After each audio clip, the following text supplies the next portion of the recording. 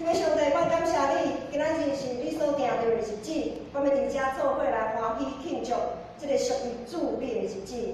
主，感谢你今仔日调阮对逐所在到伫你的圣殿做伙来敬拜，做伙来学好，做伙要对你的话语的中间更新活新阮的性情。主，阮将下面的时间恭敬仰望，恳求主你信心开阔阮的心。互阮无论是听的，还是讲的，我会当对信心得到快乐，得到对你来稳定甲力量。愿咱的仰望祈祷感谢，是靠主耶稣基督的圣名。阿门。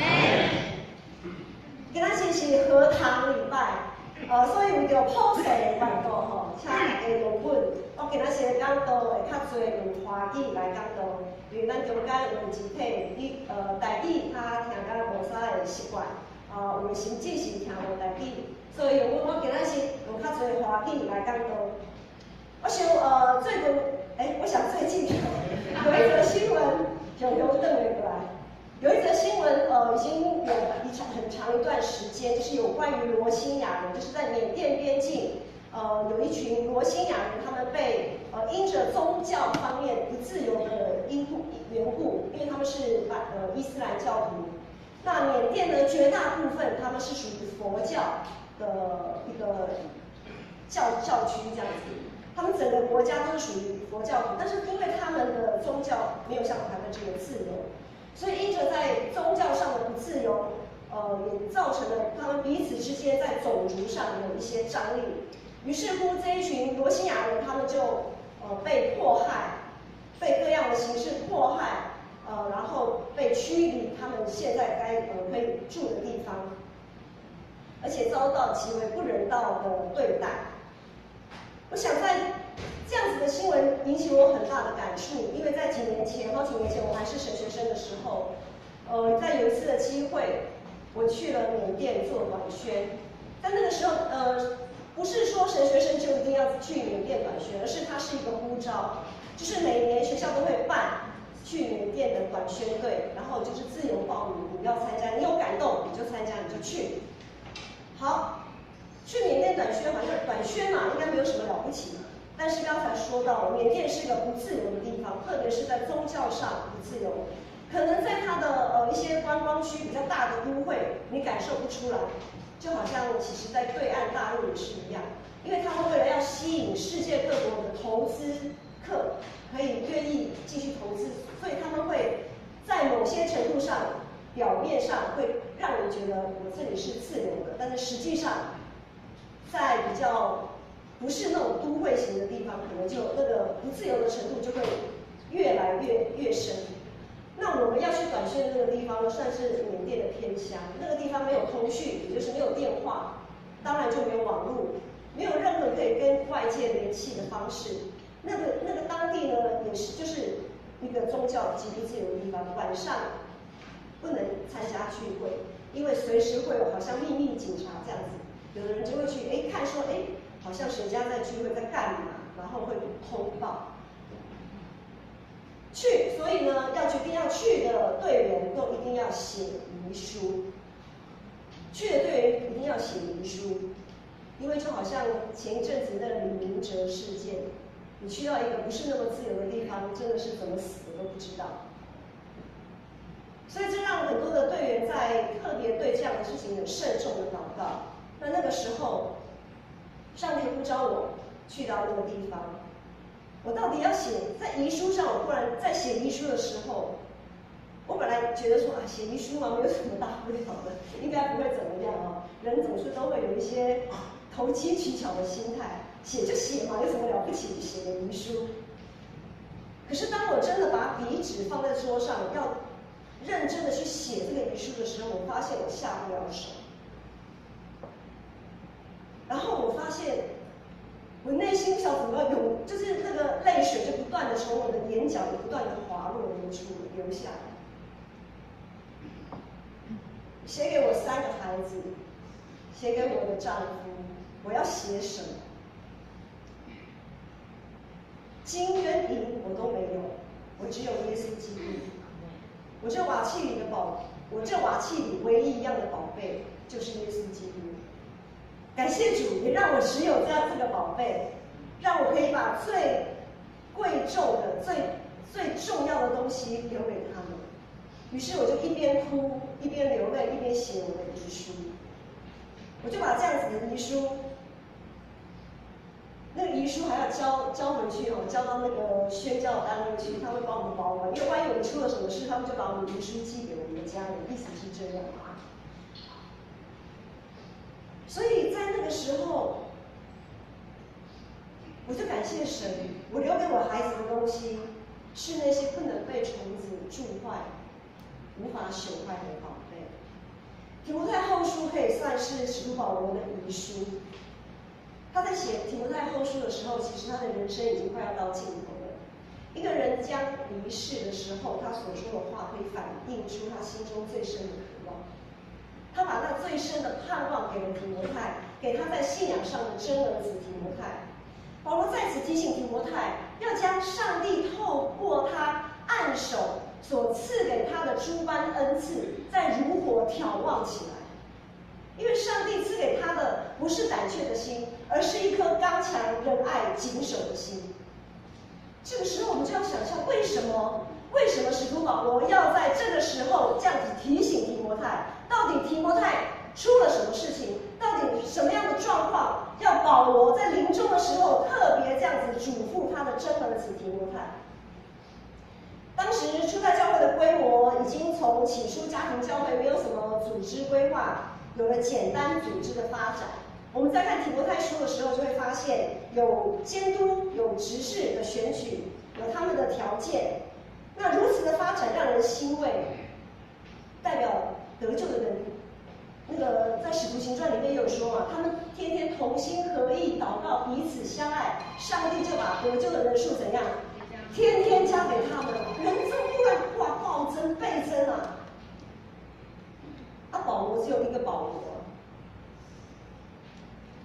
宣教师在那个时候的使徒门徒也没多少人，门徒倍增，几班众，谁去教？所以如果这些长职被选出来的，先从他的好行为，我们最近这几个礼拜也为着我们要补选的长职，说要好名声，要被圣灵充满，要满有智慧等等。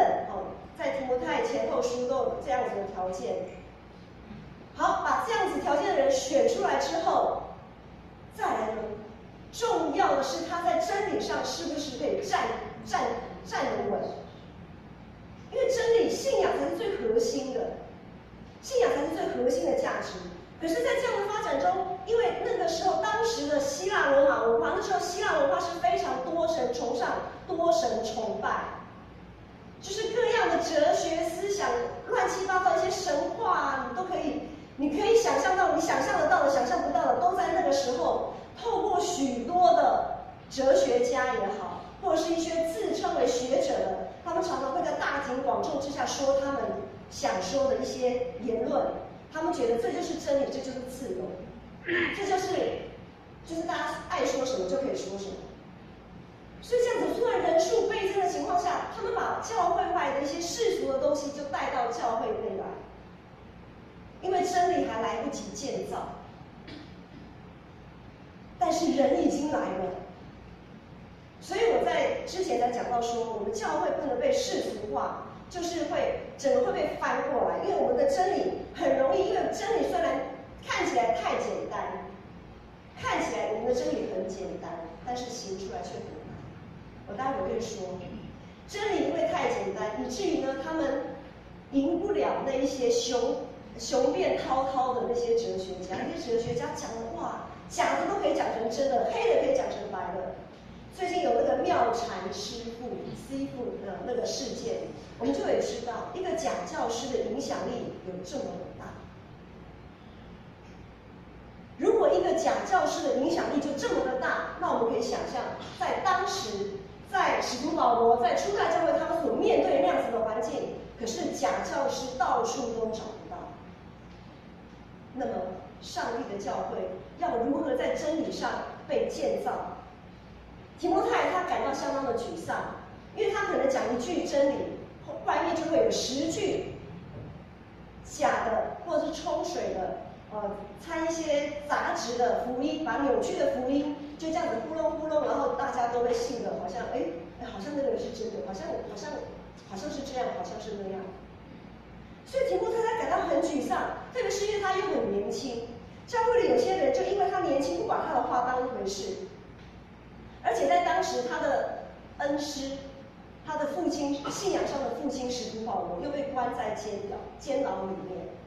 一个被关监牢的人，在世人的眼中来看都是没有见证的，一定是歹人，一定是坏人才被关到监牢里嘛。你好好一个人爱很关啊，对不？一定是你这个人有问题才会被落在监狱里面。还有他所传的耶稣基督，一定是有怎么样的问题才会被钉在十字架上。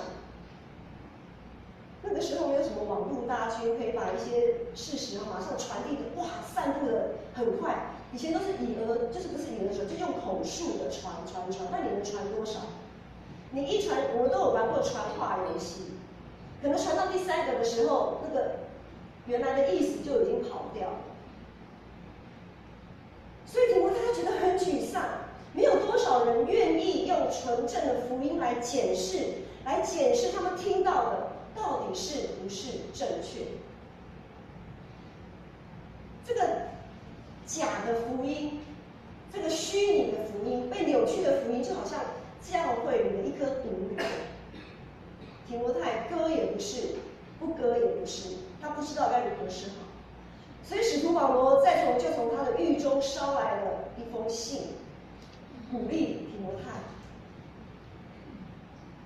要把上帝所给你的诸般恩赐再如火挑旺起来，不要胆怯，因为上帝所赐给你的是刚强仁爱谨守的心。耶稣虽然死，但是他复活了，证明了黑暗永远胜不了光。虽然有光的地方就一定有黑暗，但是黑暗绝对赢不了光。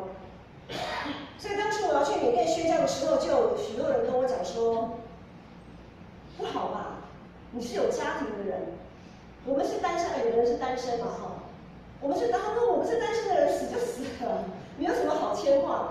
你是有家庭的人，然后又有3个孩子，万一怎么了，你值得吗？那你的孩子该怎么办？你的家人该怎么办？”的确，万一怎么了？刚才讲到缅甸的情况，虽然现在他们翁山书记他是个人权斗士，我们都知道，可是一个非常腐败、被军政府把持的这样子的一个体系，你要扭转，没那么容易啦。说实在话，我们都没有那么天真，没有那么容易。那是一个万一怎么死都可能都没有办法知道的地方，所以这个万一。对呀，我也会想啊，对呀，万一怎么办？但是当我在不断的祷告，在寻求上帝的时候，我不断的在问上帝说：“上帝，这真的是我要去的吗？真的有差我一个人吗？有差我一个人吗？”可是那时候上帝告诉我2件事，第一件事，不管有没有差你这个人，或许真的也没有差你这个人。你不去，我也会派别人去，没差。但是今天是我呼召你，你要如何回应我？上帝说，今天是我在呼召你，我在对你说话，跟别人没有关系，你不要把别人牵扯进来。第2件事情，上帝告诉我说，这个万一就是对他全能的一个质疑跟挑战。好像只有你会想到万一，我不会想到。好像你的家是你的家，不是我的家。好像刚才祈求你较高，你才有想到这万一安怎来的，想的都无想想到会快乐。然后呢，就算万一怎么了，我们还有上帝，不是吗？如果我们只看重自己的需求，我们只一直看自己的软弱，看自己的胆怯，我们只愿意在自己安全的范围内来做选择的时候，如果当初在150年前马偕他不敢来蛮荒落后的台湾，如果当时的马偕他也认为说台湾那个地方这么远这么遥远，我坐船跟我坐啊海中就移民因戏啊。那我还是不要去好了，反正不差我一个。如果在150年前的马偕博士他也这么想的时候，或者是像马偕这样的宣教师，有许多宣教师嘛，都从海外来的，我们都知道。如果这些宣教师他们都这样想，很有默契，大家都觉得别人会去，那我们坐在这里会是理所当然的吗？我们要凭借着什么来得救？的确，在决定去缅甸宣教的过程当中，有许多的挣扎，但最后我对自己说，如果跟随主的决心只有这么一点点，我干脆回家吃自己好了。我干嘛还要自以为敬虔的说啊，感谢主，感谢主，荣耀主，我要依靠你，我要顺服你，我就继续拜偶像就好啦。我拜我自己，我自己就是那最大的偶像，我拜我自己就好了，因为我最大，我的需求最重要，我的一切最重要，别人都不重要，别人都是其次的，都是次等的。我可以继续在家安安稳稳的陪着我的孩子说故事、看电视，我可以活得很轻松自在，我不用担心受怕。但这是我的信仰吗？这是我身为一位母亲，身为一位信仰的传承者该做的选择吗？因为搞不定哪一天，说不定我因此懊悔，然后可能在跟孩子分享的过程当中说啊，当初你妈因为放不下你们嘛，所以我不敢去缅甸宣教，现在也没什么机会，等等等等之类的。说不定我的孩子会跟我告诉我，那是你的选择，跟我没有关系哦，你不要赖给我们哦。有可能哦，有可能。魔鬼撒旦很会迷惑我们，他会让我们找很多理由来忽略上帝话语的重要跟绝对。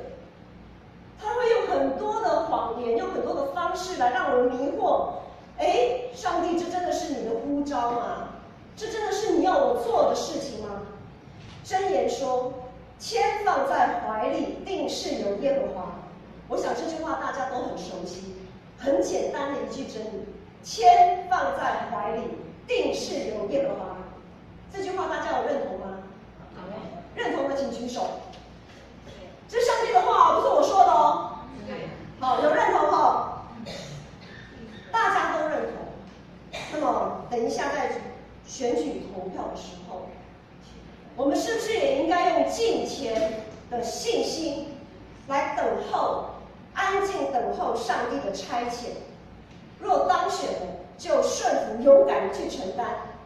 另一方面，我们要把心中的人选放在心里面，谨慎地圈出来上帝要你选的人，不要试图去影响他人的决定。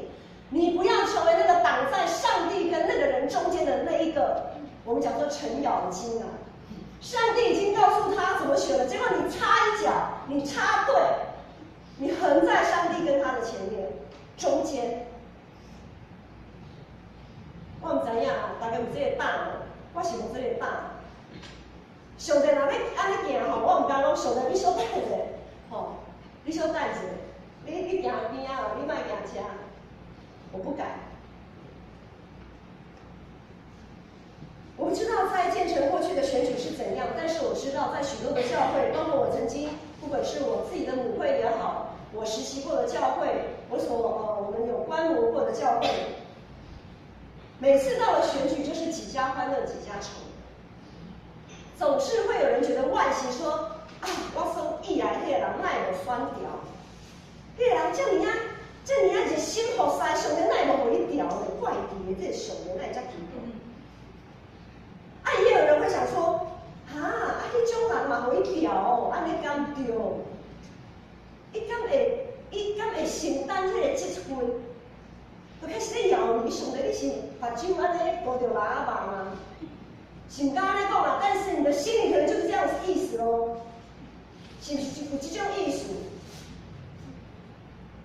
所以不论是谁当选长职，如果你有投票给他，请你一路为他祷告，你一路支持他，不是说他说什么你都说同意支持他，而是要支持他走在一条合合神心意的道路上。但如果你选的人没有上，或者是说你没有投的那个人上了，如果当选的人不是你心中所想的那个人，不要忘记签放在怀里，定是人耶和华。既然我们已经为这件事情祷告交托了这么久，我们就要相信，就要顺服上帝一切的安排。同样，我们也要尊敬他，支持他，爱慕他，常常为他们祷告。今天虽然是长职补选，同时也是在提醒现任、退任跟退休的长职们，还有一些团契同工、会长、队长等等。我相信在教会做事工，有的时候难免会受到批评，会受到攻击，有的时候可能会感觉人心倒退，会觉得心灰意冷，我不想再做了。这些都不要以为奇怪，因为我们每一个人都还不断的在敬虔这件事情上不断的操练，我们还没有满分啊。我们一直要到见主面的时候，我们的操练才停止。也就是说，当我们在跟与主面对面，当我们死了以后，我们的操练才停止。也就是说，在那之前，我们都没有办法完全。所以我们会有每一个人的角度都不一样。如果连耶稣他都会遭受人的毁谤、攻击跟批评，还有羞辱的时候，如果耶稣他也会遭受魔鬼的试探与引诱，那是我们身为耶稣的门徒，又如何能幸免？所以在这里要告诉你们，我主耶稣已经复活，千万不要因此而丧志。我们要把下垂的手再一次的举起来，把冷却的心再如火挑旺起来。我们要接受圣灵的帮助，让我们继续保有上帝所赐那刚强、仁爱、谨守的心。弟兄姐妹，不要叫人小看你们年轻，不论你们信主多久，在上帝的永恒里面，我们都是年轻的。无论你是1岁还是100岁，咱伫永远活的生命中间拢是足少年的，咱拢是足少年的。所以，我们总要在言语、行为、爱心、信心、清洁上，都要做众人的榜样。在凡事上的操练，要操练对上帝的敬虔。敬虔就是尊主为大。你们有感受到上帝正在我们当中吗？每一次你们来到礼拜堂做礼拜的时候，有感受到上帝就在这里吗？有恭敬的，每次从外面。从家里热噗噗，即摆热噗噗啦吼，热噗噗安尼赶紧到伫礼拜堂的时阵，对1楼上到2楼的时阵，就感觉讲上帝一定伫遮咧等。有这种敬虔的听候脚步的态度吗？我们的心里真的要相信，要有神啊！真的有神。待会的选举，小会员这次特别挑选了一群没有选举资格的同工来协助选务的工作。一个为要显明上帝心意的选举，一个经由众人多次的祷告所召开的盛会，我们都要怀着战惊恐惧的心来进行，因为要知道，这是上帝的场子，是上帝要呼召与差遣的盛会。上帝要对每一个人说话，我们要安静听，不要打岔。你不要打岔，不要去岔开上帝正在对别人的说话，也不要因为自己的心慌意乱而岔掉了上帝对你的说话。我们不过是他所使用的器皿，不要喧宾夺主。所以，为了维护会场秩序与庄严，我郑重呼吁大家要以安静等候的心，就在这场选举当中，我们一起来操练对上帝的敬虔，与上帝同工。在过去，或许没有人告诉你们在敬虔上操练的重要，就如同保罗说，他之前逼迫基督徒的时候，是在一个无知的状态下做的一些事透过提摩太后书提醒告诫我们，要谨慎保守自己在上帝面前那清洁无伪的信心。我们要用行动来证实我们对上帝的信靠。盼望每一个人都要在凡事上不断的操练敬虔，因为操练敬虔在凡事上都有益处。我们每一个人都是连接于上帝的肢体。所谓在小事上忠心，在大事上就必忠心。我们如果每一个生命都能够好好的活出敬虔的生命，那么整个耶稣基督、整个上帝的国度就会实现。这4个字大家知道吗？耶稣基督，基督耶稣，耶稣基督、基督耶稣都可以。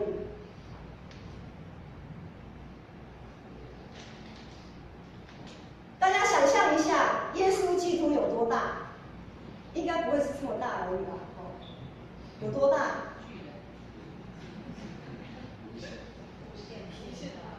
啊，无限大，无限大！想象一下哦，无限大，无限大的耶稣基督，但是他却愿意为我们，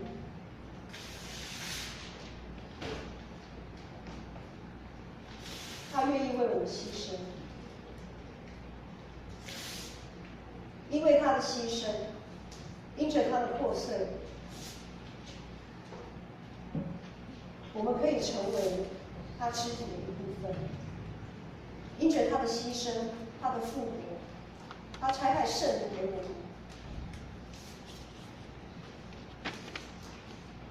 以至于我们可以与他连结，成为一体。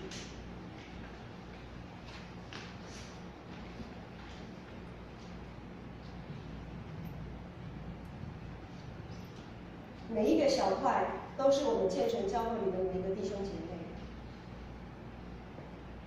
我们再想象，我们再放大一点，建成教会是台北中会100间教会里的其中一间。我们再放大一点，台北中会是台湾基督长老教会里面其中的一个中会。我们再放大一点，台湾是全亚洲教会的其中一个部分。我没有办法再撕了啦，因为再撕下去以后，这可能已经变成灰了。再放大一点，亚洲教会也是全世界教会的一部分。还可以再放大吗？刚才你们想象耶稣是无限大啦，整个全世界是全宇宙万物的一部分。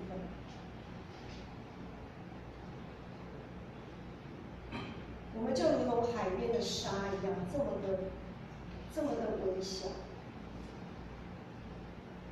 我们其实是这么的微不足道，但是耶稣基督他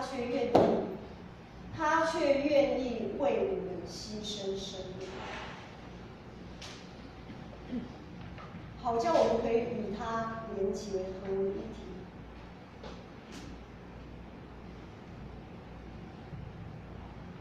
我们每一个人形状都不同，我们有不同的使命，不同的位置。这个拼图如果再一直撕下去，我们都知道玩过拼图游戏都知道，撕到很小块的拼图，有的时候那个位置不对哦，你就是卡到别人了。每一个人都有自己的位置，每一个人都有自己的位置，你不要去抢别人的位置，你也不要让，因为你的位置让出来就是一个洞在那里了。你的位置一让出来，别人也没办法跟你卡在一起。我们要知道，是何等的恩典。就像刚才圣歌队友说，耶稣的天堂一千亲像大海充满就好。今天是普世圣餐纪念主日，我们与全世界的教会一同在今天守主的圣餐。当我们拿着一部分的饼跟杯的时候，我们要知道，我们其实是跟其他的肢体紧紧相连在一起。彼此接纳与合一，同样是个听起来简单，但做起来却不那么容易的事情。不是我们自己能，因为凭着我们的血气，我们真的很难做到。但是我们有圣灵的帮助，保守我们长存那刚强仁爱谨守的心。重点是我们必须要立志，我们要立志，我们要愿意顺服圣灵的带领。耶稣基督为我们舍命，我们才能拥有这个救恩。神爱世人，这个福音是给普世的，是每一个人都可以领受的。凡在你心中厌恶，或者是你敌对的，你或者是你想要忽略、你看不起的那些肢体，不要忘记，它也是我们的一部分。在基督的救恩里面，它就是那里面不可或缺的那一部分。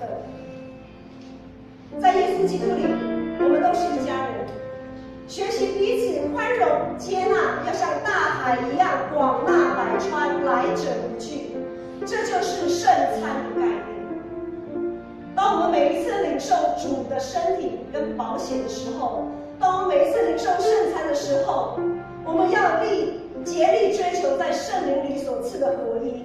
我们不竭力追求那个耶稣基督，拼不起来啊，拼不回去。上帝的国度很难实现，那是在于我们是不是，如果我们愿意顺服，我们愿意敬虔，我们愿意彼此相爱，上帝的国度不难，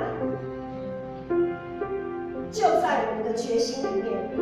让我们一起享受在耶稣基督里那拿得起也放得下的自由。我们要一起来唱这首回应的诗歌，何等恩典！这首诗歌在周报的后面，在周。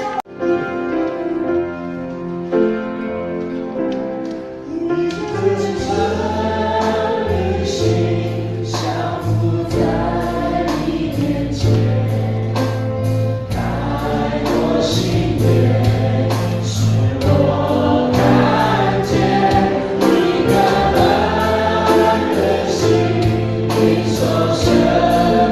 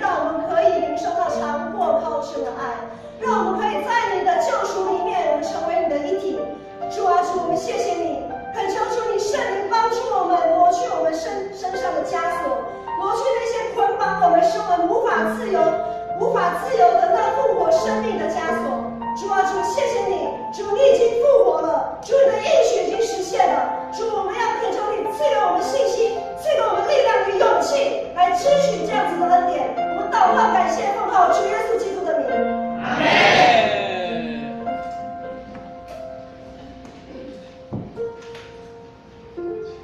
今天咱来读信息219首。欢迎今仔属于的教会会参者3甲来收伊的圣餐。亲爱的兄弟姊妹，请恁注意来听主耶稣对属于伊的人所讲恩典的话。亲爱的弟兄姐妹，请听主耶稣对凡属他的人所说恩典的话。恁既然着我担重的，着就负我，我要互恁得着安息。凡劳苦担重担的，请到我这里来，我要使你得着安息。我就是活命饼，就分我的人我断袂枵，信我的人永远袂喙干，就分我的人我断袂去杀伊。我就是生命的粮，凡到我这里来的，绝不饥饿，信我的永不干渴。到我这里来的，我绝对不会舍弃他。愿主耶稣基督的恩典，甲咱大家3甲伫咧。所听请弟姊妹，请恁注意来听主耶稣设立圣餐的话，就是照保罗所讲，因为我对主受也捌传互恁的，就是主耶稣互人话迄年有摕饼作声，八伊讲。这个是我的身躯，为着恁拍破的，恁就行安尼来纪念我。这是我的身体，为你们所舍的，你们要如此行，为的是纪念我。食了后，也安尼通过讲，这个是我的宝血，是我的血所设立的新约。既然恁的事，就行安尼来纪念我。饭后，主也照样举杯说：“这是用我的血所立的新约，你们每逢如此喝的时候，要如此行，为的是要纪念他。”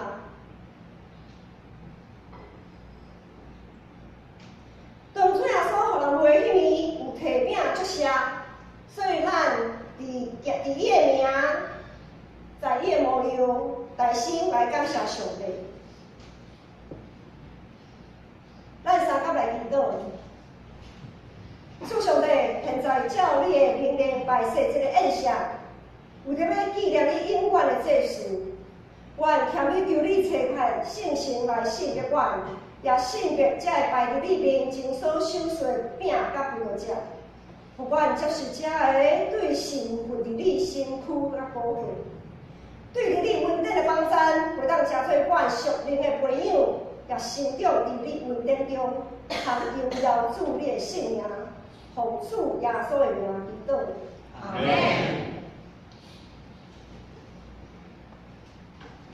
主耶稣说：“这是我的身体，为你们所舍的，你们要如此行，为的是要纪念我。”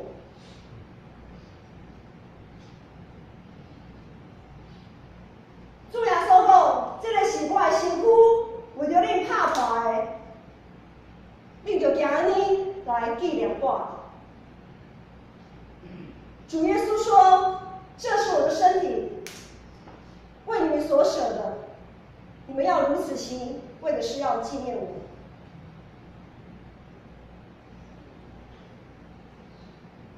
请旁边和财夫们。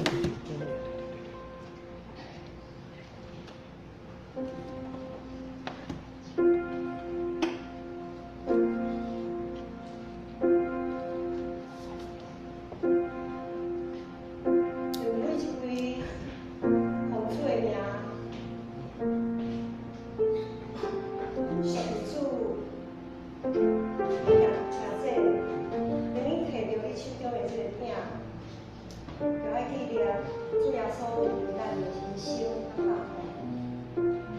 但是我会知影，咱每一个人所摕到的，不过是圣经报表身躯的一部分。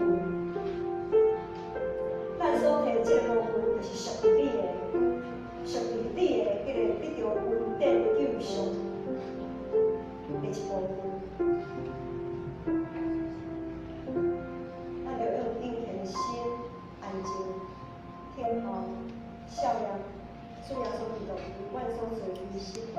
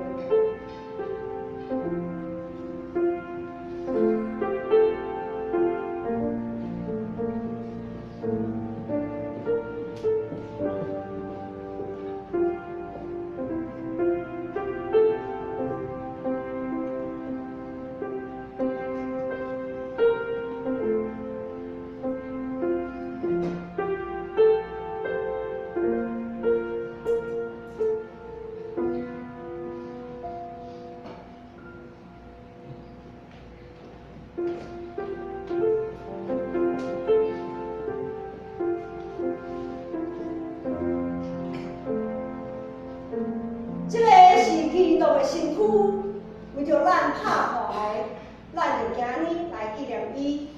这是基督的身体，为我们所舍的，我们要如此行，为的是纪念他。请一同来领受。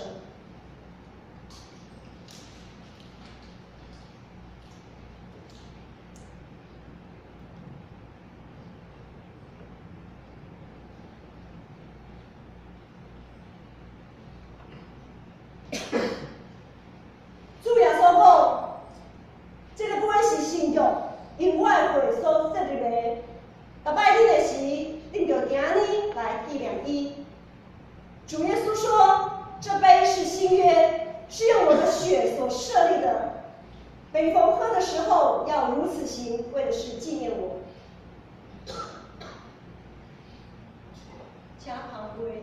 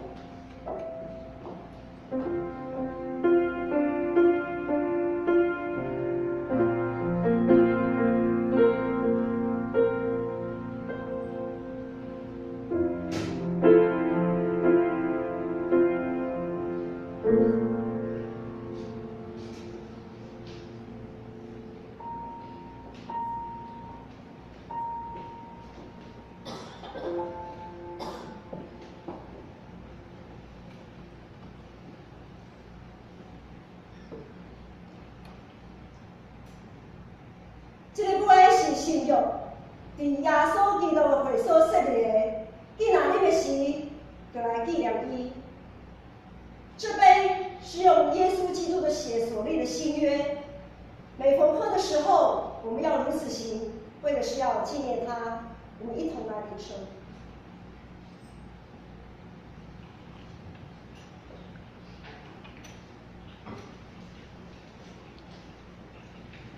你逐摆食这个饼、啉这个杯，是表明主的死，直到伊过来。你们每逢吃这饼、喝这杯的时候，是表明主的死，直到他再来。请咱三甲来祈祷。阮全心感谢无所不能的上帝，因为对你极大的疼，互阮领受你的圣餐，做培养阮灵魂净化的食物，好互阮明白你欢喜阮、接纳阮，也知影阮真正是圣子奥妙身躯的一体，就是受祝福重生的圣徒，就是你永远的国的后裔。